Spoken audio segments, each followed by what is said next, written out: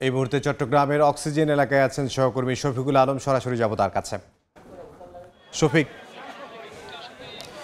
আমার কাছে সর্বশেষ যে তথ্য আছে সেটি হচ্ছে এরশাদুল্লাহ যখন ৮ আসনের মনোনীত প্রার্থী যখন প্রচারণা চালাচ্ছিলেন মাগরিবের নামাজ আবার ঠিক সেই সময় ৩ থেকে ৪ জনের ৩টে মোটরসাইকেল করে ৮ থেকে ৯ জনের মতো আসছিলেন। তারা এসে কিন্তু গুলি করেছে বলে সেইটি প্রত্যক্ষদর্শী যারা প্রচারণা ছিল তারা সেই তথ্য আমাকে নিশ্চিত করে দেয়। কিছুক্ষণ আগে তিনি প্রত্যক্ষদর্শী একজন ছিলেন, তিনি বলছে আসলে তারা লিফলেট বিতরণ করে হ্যান্ডশেক করতেন, ঠিক সেই সময় গুলি করে তারা পালিয়ে যায় মোটরসাইকেল নিয়ে। তো এই মুহূর্তে আমাদের যেই ৩ জনের গুলিবিদ্ধ হয় সেখান থেকে একজন মারা গিয়েছে পাবনা নামে। তবে সেটি আমরা বিভিন্ন নেতাকর্মী এবং প্রত্যক্ষদর্শীরা বলছেন, কিন্তু অফিসিয়াল বা হাসপাতাল কর্তৃপক্ষ থেকে এখনো পর্যন্ত সেরকম কোনো তথ্য আমরা পাইনি, তারা অফিসে আনুষ্ঠানিকভাবে সেটি জানায়নি। তো এই মুহূর্তে যারা আহত হয়েছে গুলিবিদ্ধ হয়েছে তাদের স্বজনরা এখানে এসেছেন।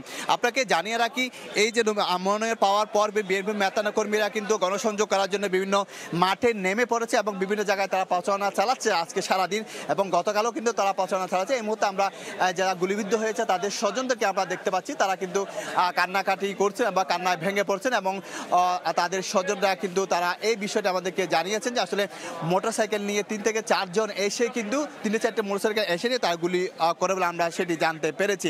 তো আরেকটি কথা জানিয়ে রাখি, এই যে এখানে নেতাকর্মীরা আসছেন এবং নেতাকর্মীরা এসে সেখানে যারা ভিড় করছেন তাদেরকে আসলে ভিড় না করার জন্য কিন্তু হাসপাতাল কর্তৃপক্ষ থেকে বলা হচ্ছে। এবং আরেকটি বড় মেসেজ সেটি হচ্ছে, এই যে আমির খসরু মাহমুদ চৌধুরী তিনি বলেছেন যে আসলে এটি কোনো ধরনের ষড়যন্ত্র কথা বলছেন, নির্বাচনকে বানচাল করার জন্য ষড়যন্ত্র হচ্ছে এমন তথ্য কিন্তু তিনি আমাদেরকে বলেছেন।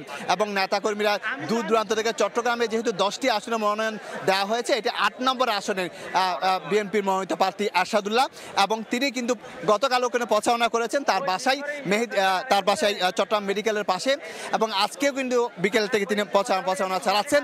এই প্রচারণা চালানোর সময় কিন্তু তিনি গুলিবিদ্ধ হন, এবং আমাদের কাছে যে তথ্য রয়েছে সেটি হচ্ছে একজন মারা গেছে এবং 2 জন গুলিবিদ্ধ রয়েছে। তো এই ছিল আমার কাছে সর্বশেষ তথ্য। চট্টগ্রাম থেকে সহকর্মী শফিকুল আলম।